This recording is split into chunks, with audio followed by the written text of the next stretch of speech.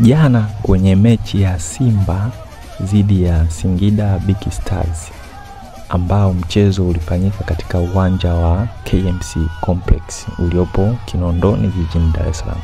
Kuna tukio hili moja lilitokea, mashabiki wa Simba wakionekana kuwarushia makopo mchezaji wa Singida Big Stars, ambacho ilipelekea mchezaji wa Singida Big Stars kutokufurahishwa na kitendo hicho na kupelekea mpaka akaamua kung'oa kibendera kutaka kuwarushia washabiki wa Simba. Ndipo wakaja kumzuia wachezaji wa Simba.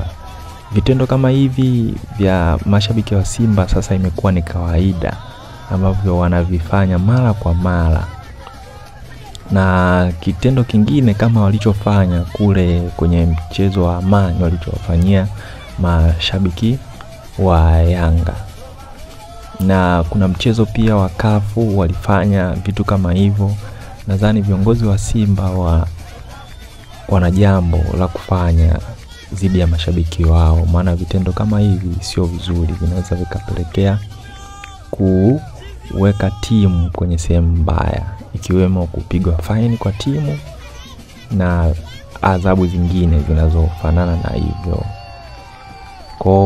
Nilikuwa na shauri viongozi wa Simba waweze kuchukua hatua